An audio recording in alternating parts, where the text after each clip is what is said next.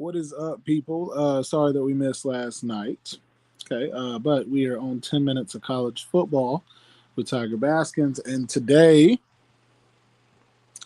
we're going to be talking about a few teams who I think are kind of either right under the bubble or right under the hump or right over the hump as far as just trying to either stay relevant or become relevant in college football, and which ones have a good chance of staying relevant or dropping off. Uh, First one, though, let's do this. If it will pop up, Virginia Tech. We're going to start out with Virginia Tech, by the way. Virginia Tech record in 2025. Okay. So, oh, Virginia Tech went 2-6 in the ACC and 3-9 overall. Yikes! They went 2-5 at home, and then 1-3. Okay. You know what? Let's not bring that up because that's rough. But what we can do is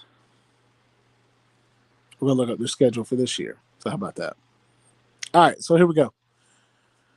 Schedule for this year for Virginia Tech as a team that is, you know, are they going to stay relevant? Or are they going to get over the hump? This is a team that needs to get over the hump, right? And not like a Penn State or Ohio State 4 years ago type deal. This is a Virginia Tech. You just got James Franklin. James Franklin is a very good program builder. We know that. We remember him at Vanderbilt. Of course, he was at Penn State. Had a lot of good players. Well, now at Virginia Tech, dude's got a bunch of transfers that come in. He got a bunch of good recruits that signed. Like, he's got a bunch of good ones, either committed or going to commit for next year. James Franklin is that dude. He's a very, very good coach. Seems to be very good with people. So, shout out to him. But for this coming year, I think he needs to have a good year. I think him having a good year will be the determining factor of what next year will look like with Virginia Tech. If they struggle this year, maybe 2 years before Virginia Tech gets back to a competitive level. But I think if Virginia Tech can compete this year, they can do well. It'll help out a lot. And you'll see Virginia Tech get a lot of recognition, a lot of national recognition. But first game, I don't even know who this is. VMI Cadets. It's a military institute. Okay, that makes sense. They're going to win. It should win that game. Second game of the year, they play Old Dominion. Old Dominion's actually not bad. If you guys remember last year, they got a lot of recognition, a lot of notice for just having a pretty good football team. But once again, Virginia Tech should win that game. Now, Virginia Tech versus Maryland. That's a tough game for Virginia Tech. I see Maryland pulling it off, but with the talent that Virginia Tech has on that roster right now, it depends on how cohesive they are by this time. But I still got to go Maryland. Boston College, whew, I think I'm going to pull the upset. I think I'm going to go Virginia Tech, even though Boston College last few years have been on a run. Pittsburgh versus Virginia Tech, I got to go Pittsburgh. California versus Virginia Tech, oh, that's right. They've got old buddy Nico Lava, or he still should be there, right? I am gonna pull Virginia Tech to win this game. Georgia Tech will beat Virginia Tech, even though they don't have Haynes King anymore. He's been there for 7 years. Clemson will beat Virginia Tech. SMU will beat Virginia Tech. Stanford probably will beat Virginia Tech, and then Miami and Virginia will beat Virginia Tech. And that's, like I said, no idea. If they do, they do. If not, it is what it is. Nobody's going to be mad at James Franklin for a first-year team going out and just straight losing, 5 games. I think the biggest thing is just, like I said, are they going to be competitive? are Virginia Tech fans going to see a huge difference in Virginia Tech football?